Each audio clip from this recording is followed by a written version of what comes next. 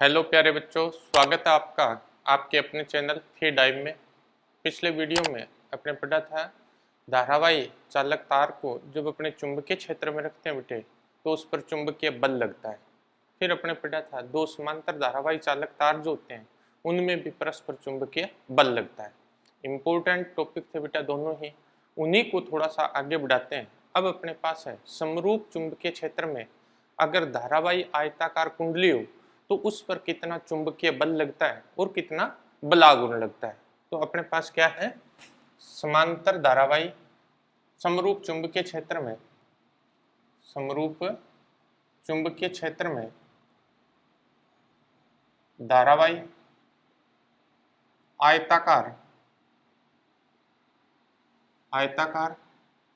कुंडली पर चुंबकीय बल तथा बलागुण, ये अपना टॉपिक है बेटा, मोस्ट इंपोर्टेंट टॉपिक है बेटा। अगर ये टॉपिक अच्छी तरह से समझ आया तो फिर अपना जो नेक्स्ट टॉपिक है वो भी इसी पे बेस्ड है, तो वो भी अच्छी तरह से अपने समझ में आएगा। अपने पास क्या है, समरूप चुंबकीय क्षेत्र। समरूप चुंबकीय क्षेत्र का मतलब क्या है बेटा, ऐसा चुंबकीय क्षेत्र जिसका परिमाण तथा दिशा प्रत्येक बिंदु पर समान हो तो उसे समरूप चुंबकीय क्षेत्र कहते हैं।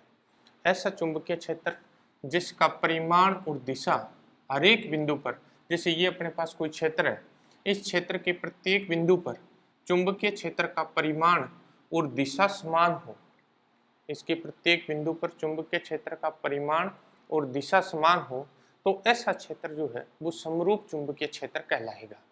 यानी हर एक बिंदु पर चुंबकीय क्षेत्र का परिमाण और दिशा एक जैसी हो। धारावाही आयताकार कुंडली, अपने पास कोई आयताकार कुंडली है जिसमें धारा प्रवाहित हो रही है, तो ये जब चुंबकीय क्षेत्र में होगी तो वो चुंबकीय बल का अनुभव करेगी बेटा, और उसके फलस्वरूप उस पर क्या लगता है, बलागुण लगता है। इन दोनों के मान अपने को ज्ञात करने हैं। तो देखिए किस तरह से अपने ज्ञात करते हैं। अपने पास एक आयताकार कुंडली ABCD है। अपने पास एक आयताकार कुंडली जो है ABCD एक आयताकार कुंडली है, ABCD, ये एक आयताकार कुंडली है। इस कुंडली की लंबाई जो है बेटा, लंबाई AB इज इक्वल टू अपने पास CD is equal to L मान लेते हैं बेटा। इसकी चौड़ाई जो है बेटा, कुंडली की चौड़ाई अपने पास BC is equal to DA is equal to B है। यानी इस कुंडली की लंबाई जो है अपने पास L है और इस कुंडली की चौड़ाई जो है बेटा वो अपने पास B है। कुंडली की चौड़ाई B है। कुंडली में I प्रबलता की धारा वामावर्त दिशा में प्रवाहित हो रही है, एंटी क्लॉकवाइज डायरेक्शन में। यानी इस कुंडली में I प्रबलता की धारा वामावर्त दिशा में प्रवाहित हो रही है, I प्रबलता की धारा। ये कुंडली जो है वो समरूप चुंबकीय क्षेत्र में बेटा, इस तरह से अपने पास समरूप चुंबकीय क्षेत्र वेक्टर B, ये समरूप चुंबकीय क्षेत्र वेक्टर B में स्थित है। और किसी क्षण कुंडली का तल जो है वो चुंबकीय क्षेत्र के साथ थीटा कोण बनाता है।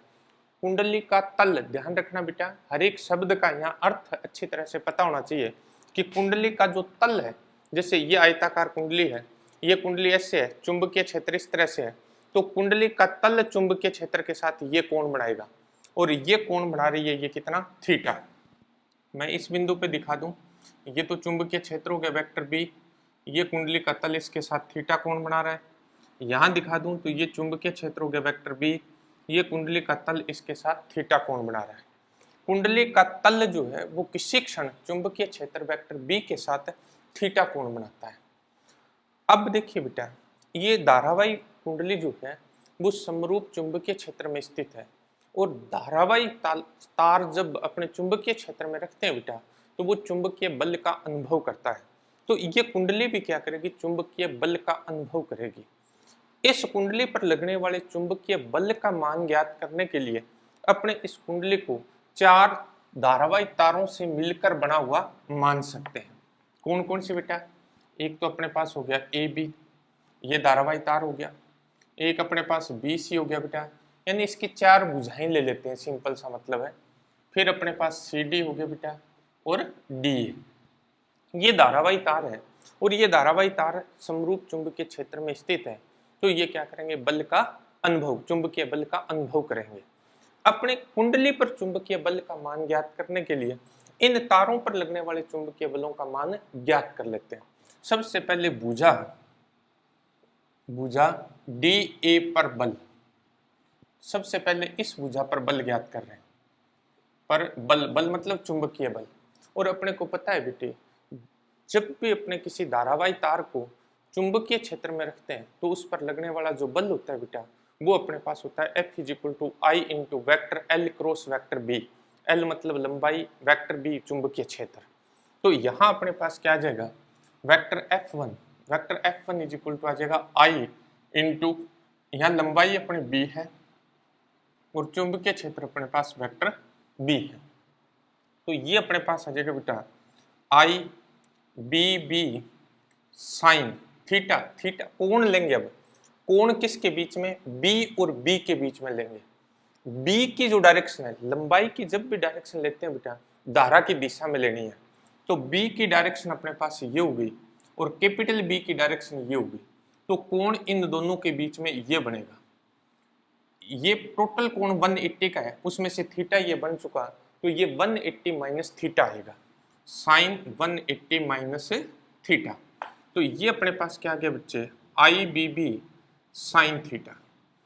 इसकी दिशा क्या आ जाएगी बेटा, इस बल की दिशा ज्ञात करने के मैंने आपको कई नियम बताए थे बेटा। एक तो दाहिने हाथ की हथेली का नियम बताया था, फ्लेमिंग के बाएं हाथ का नियम बताया था। एक क्योंकि इसमें क्रॉस प्रोडक्ट आ रहा है, तो आप क्रॉस प्रोडक्ट से भी इसकी दिशा ज्ञात कर सकते हैं। ये कुछ इस तरह से है अपने पास कुंडली, कि ये कुंडली की भुजा है डी ए ऐसे धारा बह रही है, ये चुंबकीय क्षेत्र है। तो अपने पास क्या आएगा, दाहिने हाथ की हथेली के नियम से अंगूठा धारा की दिशा में, अंगुलियां चुंबकीय क्षेत्र की दिशा में, तो हथेली पर लंब डालेंगे ऊपर की तरफ जाएगा। तो चुंबकीय बल की दिशा जो है वो एडी के लंबवत ऊपर की तरफ आ जाएगी। चुंबकीय बल की जो दिशा है वो लंबवत आ जाएगी किसके, एडी के ऊपर की ओर। ये समीकरण नंबर आ गया बेटा 1। अब आता है बेटा अपने पास भुजा BC पर बल ज्ञात कर लेते हैं। भुजा BC पर बल, BC पर अपने पास बल कितना आ जाएगा बेटे, वेक्टर F2 = आ जाएगा I vector B cross vector B। ये अपने पास आ जाएगा बच्चे I BB साइन थीटा। यहाँ B की डायरेक्शन यही है, B कैपिटल B की डायरेक्शन ये, अब कोण थीटा है तो अपने पास ये आ जाएगा। इनमें भी उसी तरह से अगर अपने दिशा ज्ञात करेंगे तो अपने पास ये कुंडली है, इसमें धारा ऐसे बह रही है, इस भुजा में धारा इधर जाएगी, ये चुंबकीय क्षेत्र की दिशा है। तो हथेली का नियम जब लगाएंगे तो अंगूठा धारा की दिशा में, अंगुलियां चुंबकीय क्षेत्र की दिशा में, हथेली पर लंब डालेंगे नीचे की तरफ आ जाएगा। इस बल की दिशा जो है वो नीचे की तरफ आ जाएगी, वेक्टर F2 की लंबवत होगी किसके बेटा, BC के और नीचे की ओर। तीसरा अपने पास आ जाएगा बेटा भुजा AB पर बल, इस भुजा पर बल ज्ञात करेंगे बेटा। यह आ जाएगा वेक्टर F3 = आ जाएगा I vector L cross vector B। अब अपने पास लंबाई को अपने L से रिप्रेजेंट कर रहे हैं, तो L आ जाएगा, ये अपने पास आ जाएगा ILB साइन। अब B की डायरेक्शन ये बेटा, L की डायरेक्शन ये, इन दोनों में कोण कितने डिग्री का बन रहा है, 90 डिग्री का। 90 डिग्री का जब कोण बन रहा है तो साइन 90 आ जाएगा बेटा, और ये मान अपने पास आ जाएगा ILB साइन 91 होता है बेटा। अब देखो इसकी दिशा दाहिने हाथ के नियम से, अंगूठा धारा की दिशा में, अंगुलियां चुंबकीय क्षेत्र की दिशा में, तो हथेली पर डाला गया लंब, यानी इस AB के लंबवत ऊपर की तरफ। फ्लेमिंग के बाएं हाथ के नियम से देखिए बेटा, I ये B और ये अंगूठा किसको रिप्रेजेंट करेगा, F को। तो ये अपने पास आ जाएगा परपेंडिकुलर AB ऊपर की ओर। इसको मैं ऐसे शो कर देता हूँ बेटा, वेक्टर F3 ये लिख देते हैं साथ में ऊपर की ओर, क्योंकि अपने इस तरह से शोध कर नहीं पा रहे तो इसको ऐसे शो कर देते हैं, ये आ गया किधर, ऊपर की ओर। ये समीकरण नंबर थी अपने पास 2, ये आ गई समीकरण नंबर 3। अब अपने पास आता है भुजा, भुजा CD पर बल, CD पर बल, CD पर बल अपने पास आ जाएगा vector F4, vector F4 is equal to आ जाएगा I vector L cross vector B, ये अपने पास फिर आ जाएगा ILB साइन 90। इस भुजा की बात कर रहे हैं तो साइन 90 अपने पास आ जाएगा, तो ये अपने पास आ गया ILB साइन 90 का मान बन, इस पे अपने पास चुंबकीय बल की दिशा तल के लंबवत नीचे की तरफ, अंगुलियां चुंबकीय क्षेत्र की दिशा में, अंगूठा धारा की दिशा में, तो लंब डालेंगे तो वो किधर जाएगा, तल के लंबवत नीचे की तरफ, तो यह जगह परपेंडिकुलर CD नीचे की ओर, यह आ जाएगी इक्वेशन नंबर 4। अब देखो बेटा, इस कुंडली को अपने 4 भुजाओं से मिलकर बना हुआ मान लिया, कौन कौन सा, AB BC CD DA, अपने अलग अलग भुजाओं पर बल ज्ञात कर लिया बेटा। सबसे पहले अपने DA भुजा पर ज्ञात कर लिया, BC भुजा पर कर लिया, AB पर कर लिया और CD पर, यानी चारों भुजाओं पर बल ज्ञात कर लिया। अब देखो बेटा, समीकरण 1 और समीकरण 2, F1 और F2 ये जो दोनों बल है बेटा, ये परिमाण में बराबर है। F1 का मान ये रहा बेटा IBB साइन थीटा, F2 का मान ये रहा IBB साइन थीटा, दोनों बलों के परिमाण समान है परंतु इनकी दिशा एक दूसरे के विपरीत है। दिशा एक दूसरे के विपरीत होने की वजह से साथ ही इनकी कार्यकारी रेखा भी एक है, तो ये दोनों बल जो है वो एक दूसरे से निरस्त हो जाते हैं, यानी F1 और F2 दोनों बल एक दूसरे को क्या कर देते हैं, निरस्त कर देते हैं, तो ये कैंसिल हो गए दोनों बल। इसी तरह से F3, F4 को मैंने शो नहीं किया, F4 इधर शो कर देते हैं, वेक्टर F4 इसकी दिशा है नीचे की ओर। अब देखो बेटे, F3 और F4 ये दोनों बल देखिए, F3 ये रहा बेटा, F4 ये रहा, ये दोनों बल भी परिमाण में बराबर और दिशा में विपरीत है। ये परिमाण में बराबर और दिशा में विपरीत होने के कारण परस्पर ये भी क्या हो जाएंगे, निरस्त हो जाएंगे, यानी F3 और F4 भी परस्पर क्या हो जाएंगे, निरस्त हो जाएंगे। जब ये परस्पर निरस्त हो जाएंगे तो इस कुंडली पर परिणामी बल का मान जो है वो 0 हो गया बेटा। एक रिजल्ट अपने पास आ गया कि समरूप चुंबकीय क्षेत्र में, समरूप चुंबकीय क्षेत्र में धारावाही वृत्ताकार कुंडली पर, धारावाही आयताकार या वृत्ताकार एक ही बात होती है बेटा, लेकिन आयत के लिए इजी होता है समझना, आयताकार कुंडली पर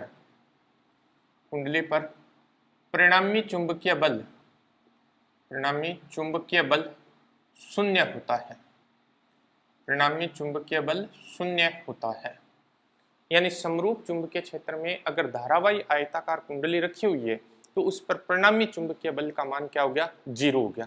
अब थोड़ा सा ध्यान से समझिए बेटा, अपने पास क्या है, F1 की दिशा ये थी, F2 की दिशा ये थी और इनकी कार्यकारी रेखा भी एक थी, इसलिए ये बल पूर्णतः एक दूसरे से निरस्त हो गए।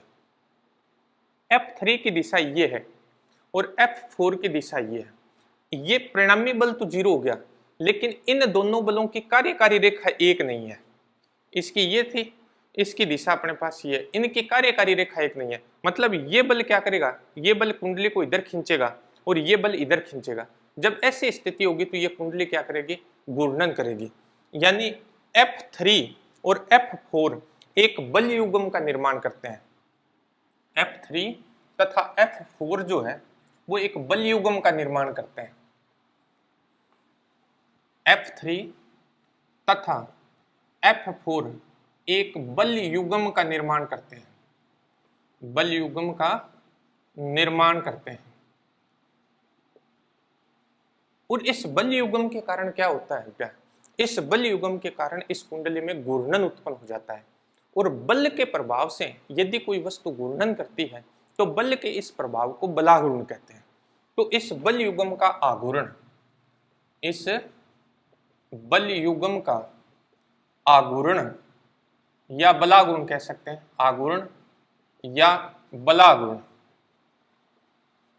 इस बल युग्म का आघूर्ण या बलाघूर्ण अपने पास क्या आ जाएगा, बलाघूर्ण इज इक्वल टू अपने पास होता है बेटे, बलाघूर्ण की सिंपल सी परिभाषा हमेशा याद रखना बेटा, बलाघूर्ण बराबर होता है एक बल का परिमाण, एक बल का परिमाण इनटू दोनों बलों के बीच की, दोनों बलों के बीच की लंबवत दूरी, दोनों बलों के बीच की लंबवत दूरी, एक बल का परिमाण गुणा दोनों बलों के बीच की लंबवत दूरी, ये बेटा अपने को ज्ञात करना है बलाघूर्ण।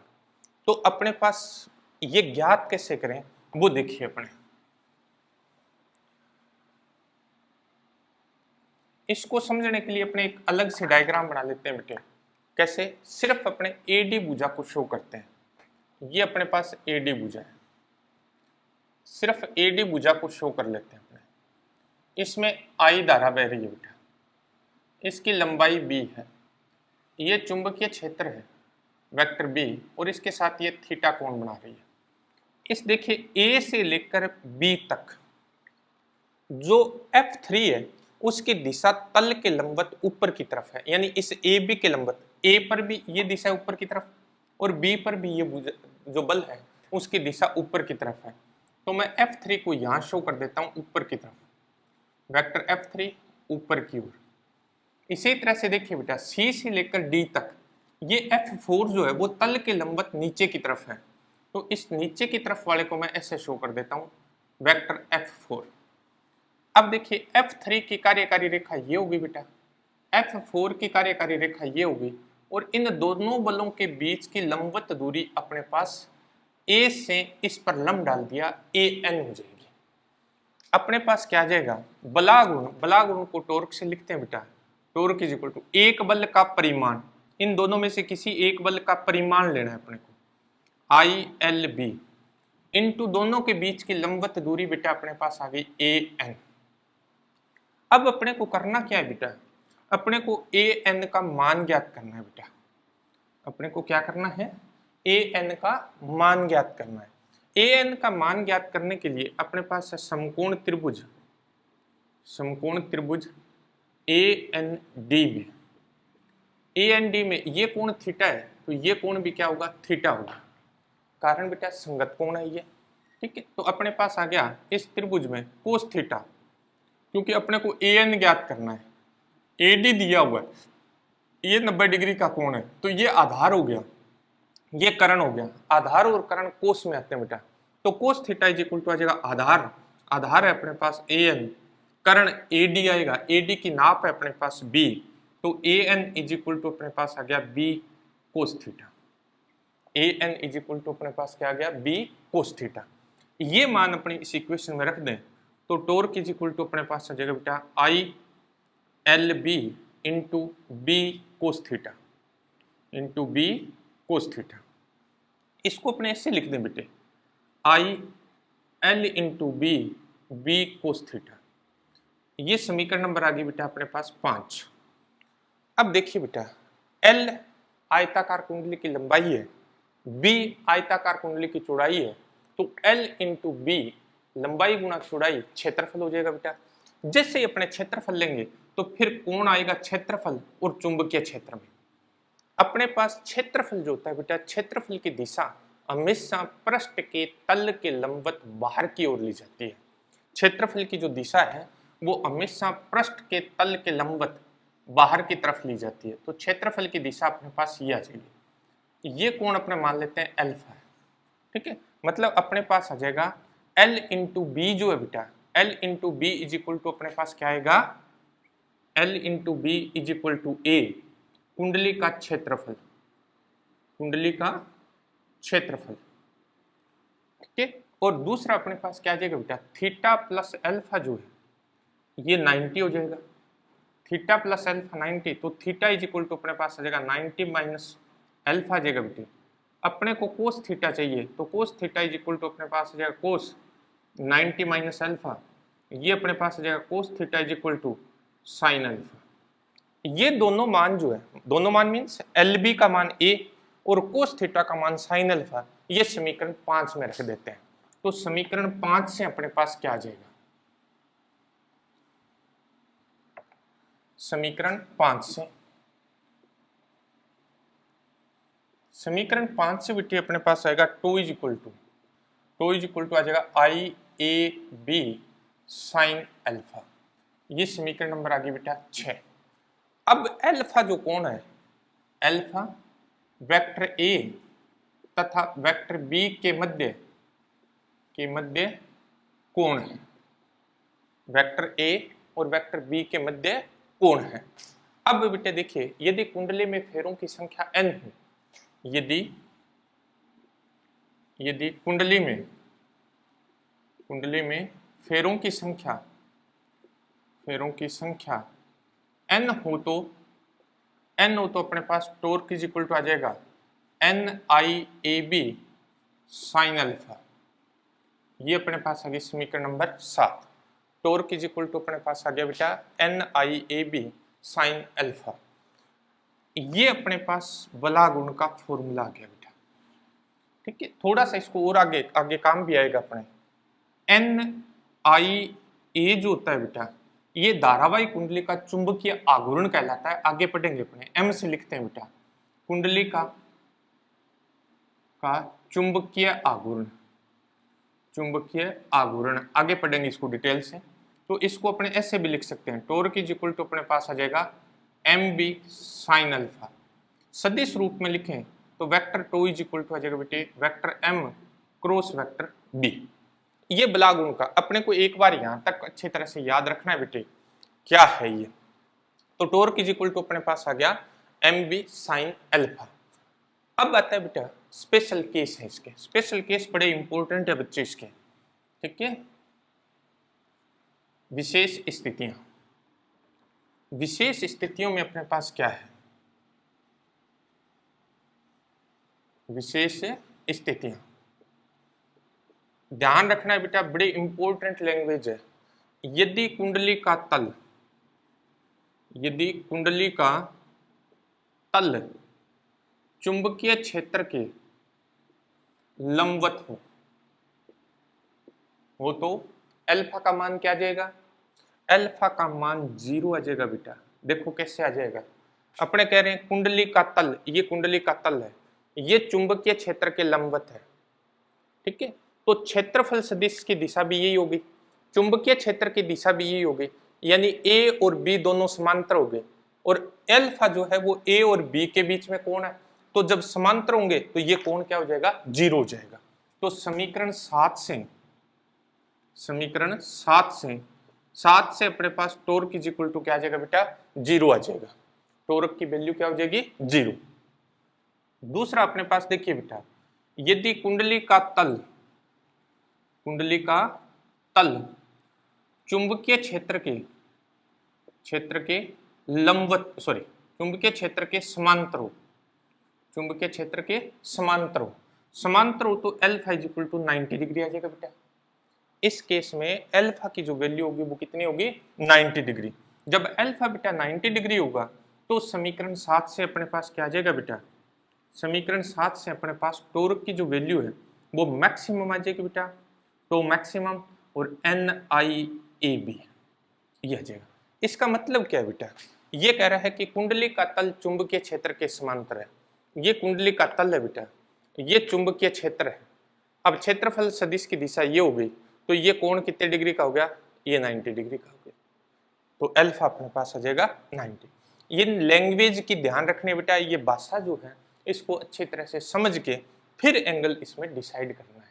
तो ये था अपने पास धारावाही आयताकार कुंडली पर चुंबकीय बल। यदि समरूप चुंबकीय क्षेत्र में धारावाही आयताकार कुंडली है तो उस पर परिणामी चुंबकीय बल का मान 0 होता है, परंतु उस पर एक बला गुण लगता है और उस बला गुण के प्रभाव से ये कुंडली जो है वो क्या करती है, घूर्णन करती है। ये मोस्ट इंपोर्टेंट टॉपिक है बेटा। अब आता है अपने पास धारामापी। धारामापी फिर इंपॉर्टेंट टॉपिक है और इस बार बोर्ड में ये क्वेश्चन भी आया हुआ है। तो धारामापी क्या है,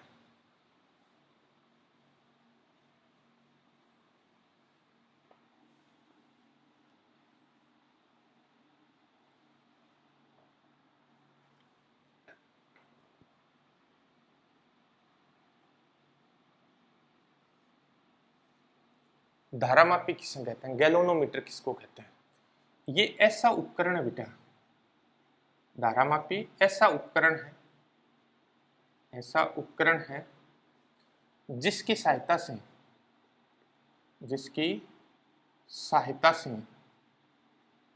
से विद्युत परिपथ में धारा का संसूचन किया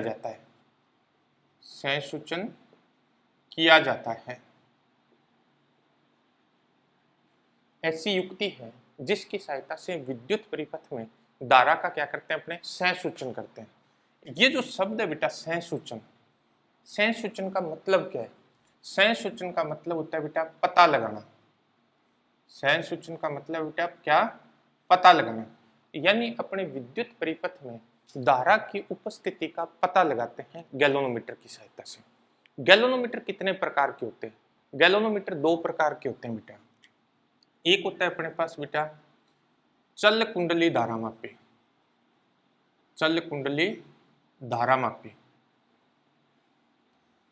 दूसरा होता है बेटा चल चुंबक धारामापी।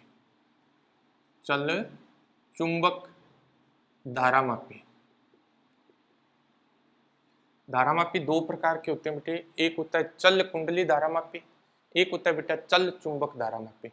अपने सिलेबस में चल कुंडली धारामापी बेटे, अपने सिलेबस में क्या है, चल कुंडली धारामापी। ये अपने सिलेबस में नहीं है, लेकिन धारामापी जो होते हैं बेटा वो कितने प्रकार के होते हैं, दो प्रकार के। ये चल कुंडली धारामापी फिर दो प्रकार के होते हैं, यानी चल कुंडली धारामापी फिर दो प्रकार के। पहला अपने पास है निलंबित चल कुंडली धारामापी,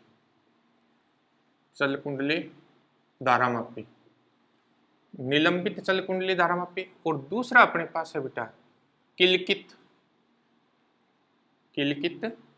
चल कुंडली धारामापी।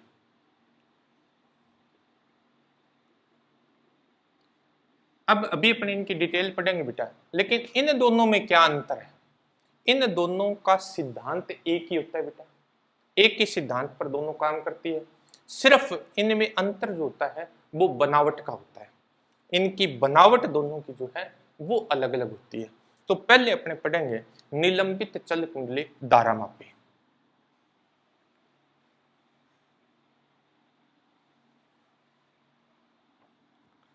निलंबित चल कुंडली धारामापी।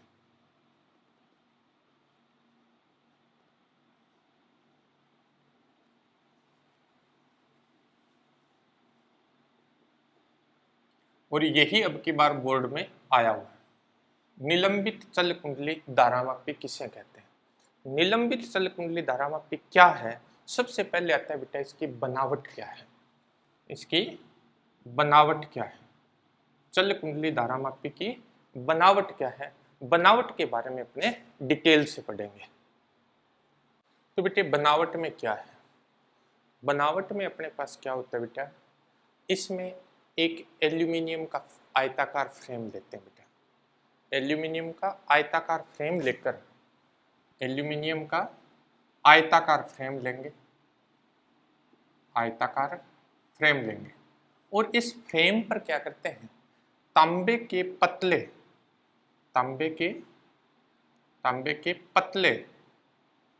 और विद्युत रुद्ध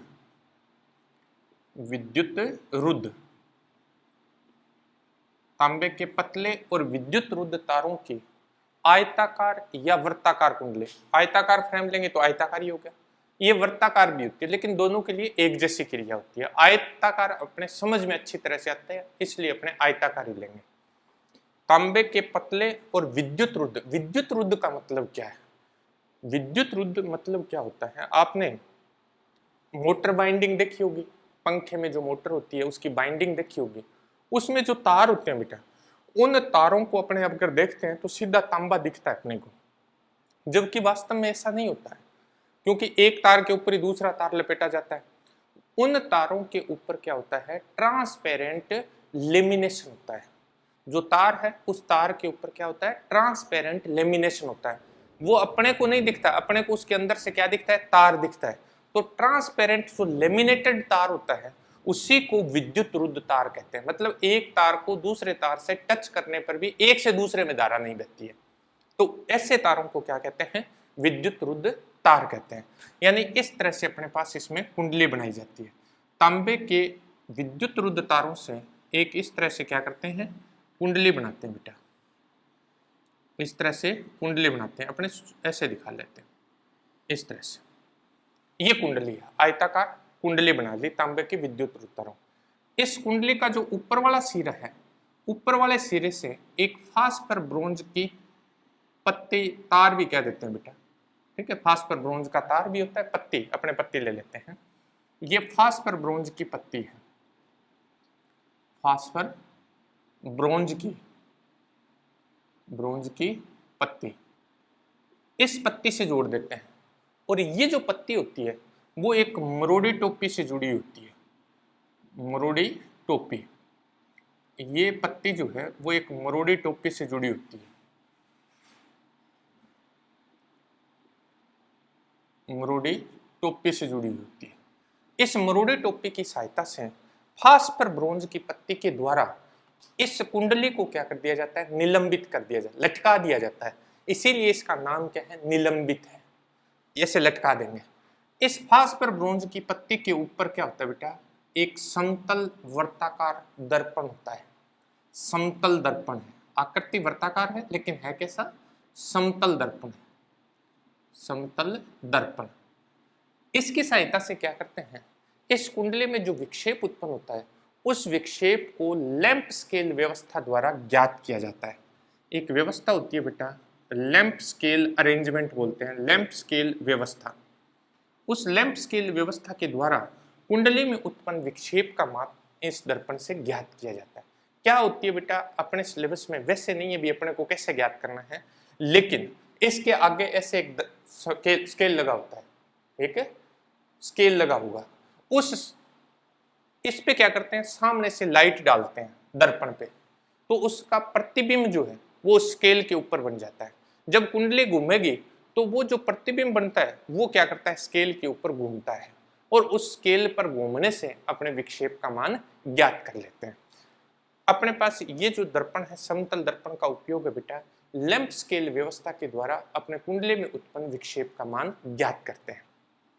कुंडली का जो ये नीचे वाला सिरा है ये एक स्प्रिंग से जुड़ा होता है, ये एक स्प्रिंग से जुड़ा हुआ होता है, इसको अपने एस नाम दे देते हैं। ये स्प्रिंग है, इस स्प्रिंग एस से ये जुड़ा हुआ है। कुंडली जो है वो दो अवतलाकार चुंबकीय ध्रुव खंडों के मध्य स्थित होती है। ये कुंडली जो है वो दो अवतलाकार चुंबकीय ध्रुव खंडों के मध्य एन और एस के मध्य स्थित होती है। एन और एस के मध्य ये चुंबकीय ध्रुव खंड है, इन ध्रुव खंडों के मध्य स्थित होती है। कुंडली के मध्य नरम लोहे का एक बेलन होता है बेटा, कुंडली के मध्य नरम लोहे का एक बेलन होता है जिसे क्या कहते हैं बेटा? क्रोड कहते हैं। ये क्यों होता है बेटा? इसकी सहायता से क्या होता है आगे पढ़ेंगे अपने डिटेल से। ये क्रोड दो काम करता है बेटा, एक तो इसको डेड बीट बना देता है, ठीक है, क्या मतलब है आगे पूरी डिटेल बताऊंगा। एक तो इसको डेड बीट बना देता है गैल्वेनोमीटर को, और दूसरा क्या करता है? ये चुंबकीय क्षेत्र में वृद्धि कर देता है। चुंबकीय क्षेत्र में कैसे वृद्धि करता है ये भी अपने आगे बात करेंगे, लेकिन ये दो काम करता है जो क्रोड है, एक तो चुंबकीय क्षेत्र में वृद्धि कर देता है बेटा, और दूसरा क्या करता है? ये गैल्वेनोमीटर को डेड बीट बनाता है। अपने पास क्या है कि ये जो क्रोड है ये क्रोड कुंडली को कहीं टच नहीं करता है, कुंडली को स्पर्श नहीं करेगा, ठीक है। अब ये पूरा ये जो अपने पास मरोड़ी टोपी है इसका संबंध जो है वो श्योंजी पेच T1 से होता है बेटा, इसका संबंध जो है वो श्योंजी पेच T1 से होता है, ये श्योंजी पेच T1, और इस स्प्रिंग का संबंध जो है वो श्योंजी पेच T2 से होता है। पूरा उपकरण जो है बेटा, पूरा उपकरण धातु के एक खोखले बॉक्स में होता है बेटा, पूरा जो उपकरण है वो धातु के एक खोखले बॉक्स में होता है बेटे, इस तरह से धातु के एक खोखले बॉक्स में, जिसके नीचे जो है वो समंजनकारी पेच लगे होते हैं। यानी इसकी सहायता से अपने क्या कर सकते हैं बेटा? इसको समंजित कर सकते हैं, मतलब इसको लेवल करना हो तो अपने लेवल कर सकते हैं। ये समंजनकारी पेच होते हैं। यानी ये अपने पास इसकी क्या होती है, बनावट होती है बेटा। दोबारा देखिए बेटा, इसमें एल्यूमिनियम का एक आयताकार फ्रेम लेते हैं बेटा, उस पर तांबे के विद्युत रुद्ध तारों की कुंडली लपेटी जाती है। इस कुंडली के ऊपरी सिरे को फास्फर ब्रोंज की पत्ती से जोड़ देते हैं। फास्फर की ब्रोंज की पत्ती जो है वो मरोड़ी टोपी की सहायता से निलंबित रहती है, तो पूरी कुंडली ही क्या होगी, निलंबित होगी। फास्फर ब्रोंज की पत्ती पर एक समतल वर्ताकार दर्पण लगा होता है, जिसकी सहायता से लैंप स्केल व्यवस्था द्वारा कुंडली में उत्पन्न विक्षेप का मान ज्ञात किया जाता है। इस कुंडली का दूसरा सिरा एक स्प्रिंग से जुड़ा हुआ होता है। कुंडली जो है दो अवतलाकार चुंबकीय ध्रुव खंडों के मध्य स्थित होती है। कुंडली के मध्य नरम लोहे का एक बेलन होता है जिसे क्रोड कहते हैं। काम इसके दो होते हैं बेटा, एक तो ये चुंबकीय क्षेत्र में वृद्धि कर देता है और दूसरा ये क्या करता है बेटा, इसको डेड बीट बनाता है। दोनों बातें आगे अपने बात करेंगे। ये जो टोपी है इसका संबंध स्योंजी पेच T1 से होता है बेटा, स्प्रिंग का संबंध जो है वो स्योंजी पेच T2 से होता है। पूरी कुंडली धातु के एक बॉक्स में स्थित होती है बेटा, और इसमें नीचे जो है वो क्या होते हैं, समंजनकारी पेच, ये घुमाने वाले पेच होते हैं बेटा, जिससे इसको लेवल किया जाता है। तो ये तो इसकी बनावट होगी बेटा। अब इसका सिद्धांत क्या है बेटा, अपने सिद्धांत की बात करते हैं। सिद्धांत किस क्या है, देखिए बेटा, अपने पास क्या है, अपने T1 और T2 स्योंजी पेच है। इन स्योंजी पेचों की सहायता से इस कुंडली को विद्युत परिपथ में जोड़ेंगे। जब स्योंजी पेच T1 और T2 की सहायता से इसे परिपथ में जोड़ेंगे तो इस कुंडली में धारा बहेगी। जब इस कुंडली में धारा बहेगी तो ये धारावाही कुंडली हो गई, और धारावाही कुंडली चुंबकीय क्षेत्र में स्थित है। धारावाही कुंडली जब चुंबकीय क्षेत्र में स्थित होती है बेटा, तो उस पर बलागुण लगता है। अभी अभी पढ़ा है अपने, ठीक है, पिछला जो टॉपिक पढ़ा था उसमें यही पढ़ा था अपने कि अपने पास धारावाही आयताकार कुंडली अगर समरूप चुंबकीय क्षेत्र में है तो उस पर बलागुण लगता है। इस बलागुण को विक्षेपक बलागुण नाम देते हैं, क्योंकि ये कुंडली को घुमा देती है, विक्षेपित कर देती है। तो अपने पास क्या होगा, विक्षेपक बलागुण। विक्षेपक बलागुण, विक्षेपक बलागुण अपने पास टॉर्क इज इक्वल टू आ जाएगा NIAB साइन थीटा, जहां थीटा जो है बेटा वो वेक्टर A तथा वेक्टर B के मध्य कोण है।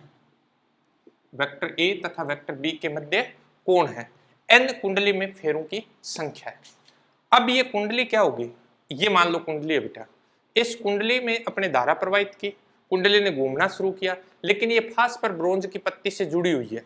पत्ती का ऊपरी सिरा जो है वो कसा हुआ है और नीचे से ये घूमेगी तो इसमें एंठन उत्पन्न हो जाएगी। देखिए इस तरह से, अगर ये इधर घूम रही है तो इस तरह से एंठित हो जाएगी, यानी कुंडली क्या हो जाती है, फास्फर ब्रोंज की पत्ती क्या होती है, एंठित होगी। जब कुंडली घूर्णन करेगी, कुंडली घूर्णन करेगी तो फास्फर ब्रोंज की पत्ती में क्या होता है, एंठन उत्पन्न होता है। एंठन ये क्या करता है, एंठन इसके घूमने का विरोध करेगा।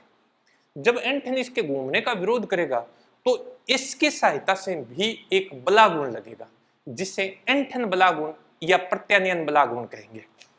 एंठन बलागुण, एंठन बलागुण, या इसको क्या बोलते हैं, प्रत्यानयन बलागुण। प्रत्यानयन बलागुण, ये बलागुण क्या करता है बेटा, ये बलागुण कुंडली को वापस उसकी प्रारंभिक स्थिति में लाने का प्रयास करता है। तो इसको रीस्टोरिंग टॉर्क भी बोल देते हैं बेटे, यानी प्रत्यानयन बलागुण या एंठन बलागुण। यदि यदि एकांक रेडियन के लिए, एकांक रेडियन एंठन के लिए, एंठन के लिए प्रत्यानयन बलागुण, प्रत्यानयन बलागुण C है, तो फाई एंठन के लिए, फाई एंठन के लिए प्रत्यानयन बलागुण, फाई एंठन के लिए प्रत्यानयन बलागुण टो आर, आर का मतलब होता है restoring, tau R is equal to आ जाएगा C फाई। इसको बेटा समीकरण नंबर 1 दे दें अपने और इसको 2 दे दें। साम्य अवस्था में क्या होता है बेटा, साम्य अवस्था में ये दोनों बलागुण जो है वो परिमाण में बराबर और दिशा में विपरीत होते हैं। तो साम्य अवस्था में, साम्य अवस्था में, साम्य अवस्था में अपने पास आ जाएगा बेटा विक्षेपक बलागुण, विक्षेपक बलागुण बराबर अपने पास आ जाएगा प्रत्यानयन बलागुण। विक्षेपक बलागुण बराबर क्या आ जाएगा, प्रत्यानयन बल लागू। समीकरण 1 और 2 से मान रख देते हैं। जब अपने समीकरण 1 और 2 से मान रखेंगे बेटा तो अपने पास क्या आ जाएगा, अपने पास आ जाएगा NIAB sine theta is equal to अपने पास आ गया C5, I is equal to अपने पास आ जाएगा बेटा C5 अपॉन अपने पास आ जाएगा NAB साइन थीटा। समीकरण नंबर दे देता हूं बेटा इसको 3। अब देखिए अपने जो चुंबकीय ध्रुव खंड लिए हैं वो अवतल आकृति के लिए हैं। अवतल आकृति के लेने से फायदा क्या है, देखिए अपने को इसका बेनिफिट क्या है, अवतल आकृति के लेने से क्या फायदा हुआ। देखिए देखो बेटा इससे त्रिज्यीय चुंबकीय क्षेत्र उत्पन्न होता है, त्रिज्यीय चुंबकीय क्षेत्र।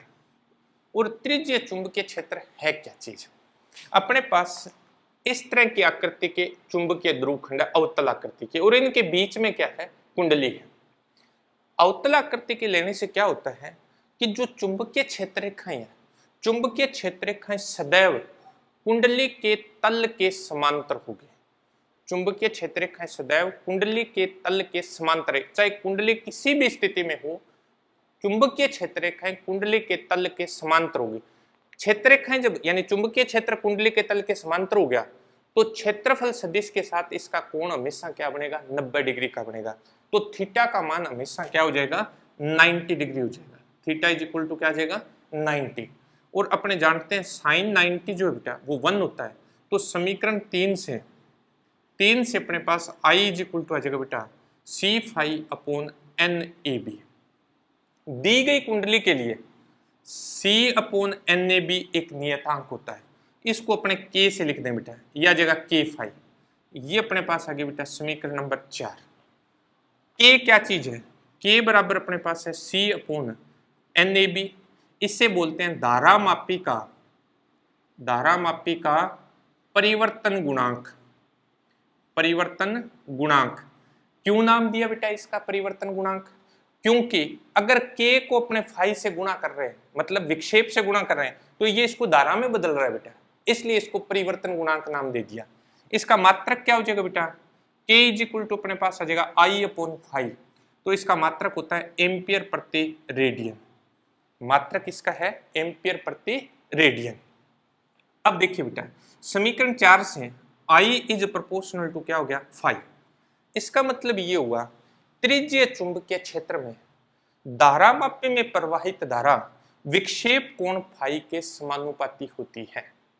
त्रिज्यीय चुंबकीय क्षेत्र में धारामापी में प्रवाहित धारा I जो होती है वो विक्षेप कोण फाई के क्या होती है, समानुपाती होती है। यही धारामापी का सिद्धांत है। त्रिज्यीय चुंबकीय क्षेत्र में धारामापी में प्रवाहित धारा जो होती है वो विक्षेप कोण फाई के क्या होती है, समानुपाती होती है। अब देखिए बेटा इसकी कार्यविधि क्या है।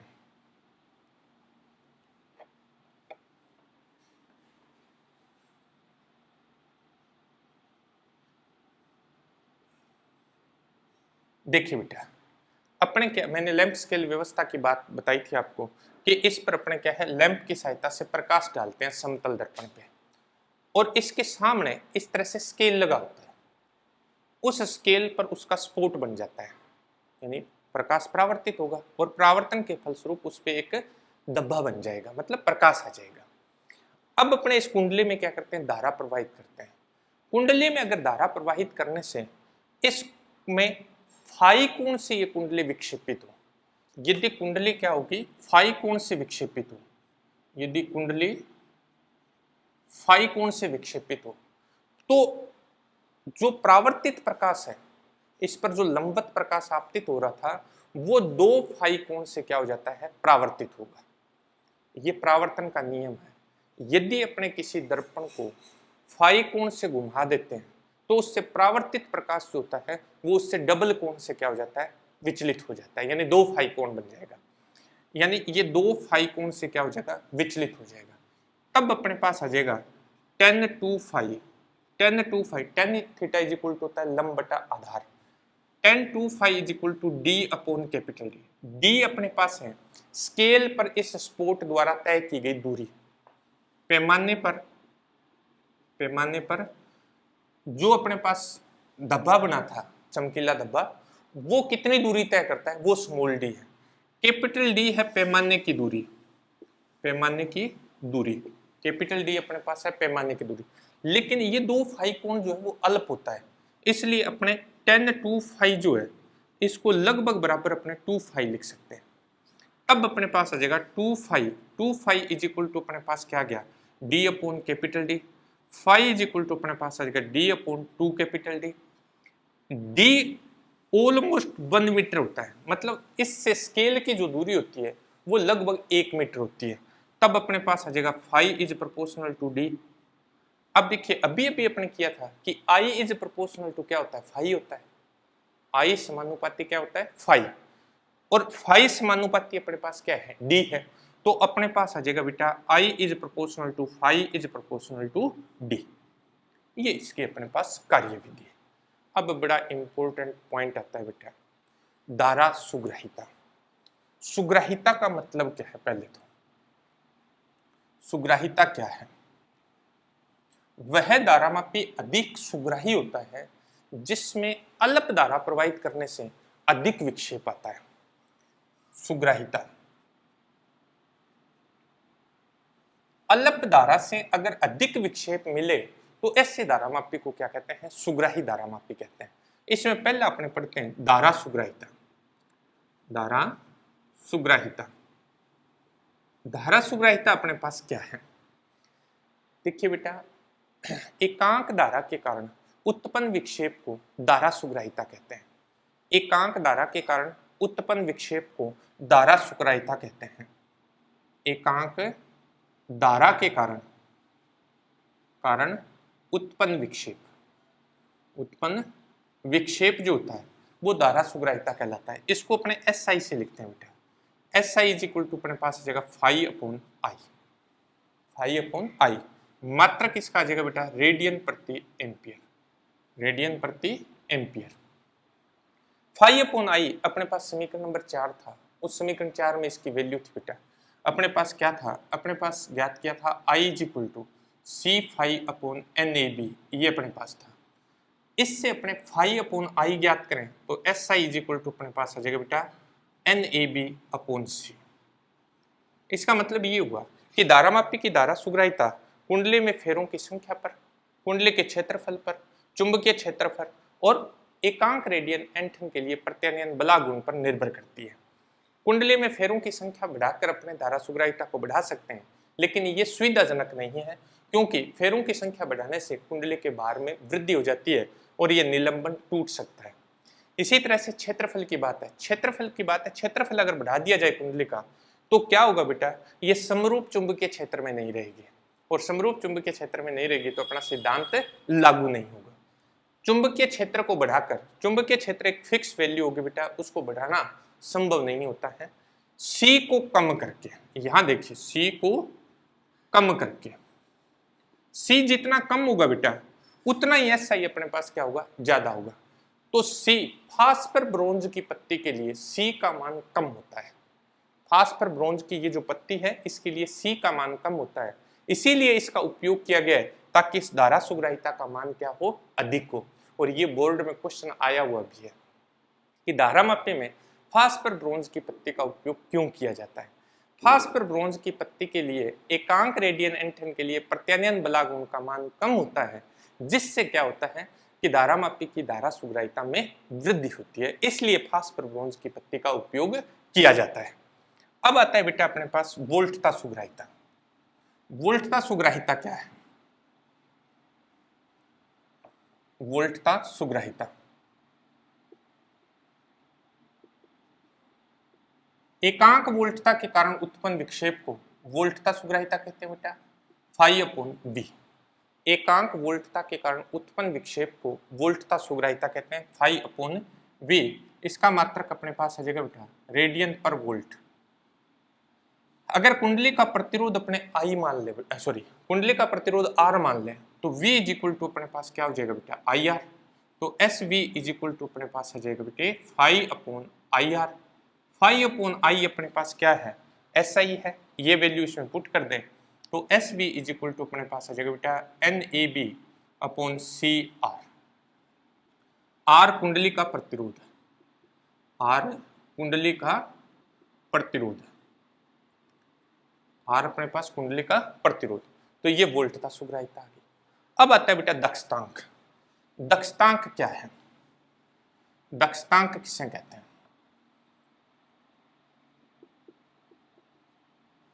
धारा सुग्राहिता का व्युत्क्रम, धारा सुग्राहिता का व्युत्क्रम, व्युत्क्रम दक्षतांक कहलाता है। और इसको x से लिखते हैं बेटा, x इज इक्वल टू आ जाएगा 1/SI। ठीक है, ये x is equal to SI की वैल्यू इसमें पुट कर दें तो ये अपने पास आ जाएगा C/NAB। ये भी क्वेश्चन बोर्ड में आया हुआ है बेटा कि इसका मात्रक क्या है, दक्षतांक का मात्रक। दक्षतांक का मात्रक इसका उल्टा हो जाएगा बेटा, एम्पियर पर रेडियन। ये बोर्ड में पूछा गया है बेटा। ये था अपने पास बेटे धारा मापे, उसका सिद्धांत क्या है, बनावट क्या है, धारा सुग्राहिता, वोल्टता सुग्राहिता क्या है। अच्छी तरह से पूरा वीडियो देखना बेटा, अच्छी तरह से समझना, क्योंकि जो नेक्स्ट टॉपिक अपने करने जा रहे हैं वो टॉपिक इसी से रिलेटेड है। अगर ये समझ में आ गया तो ये 3-4 टॉपिक आपको अच्छी तरह से समझ में आ जाएंगे। पूरा वीडियो देखना, चैनल को सब्सक्राइब करना, जहां भी प्रॉब्लम हो कमेंट करना। Thank you.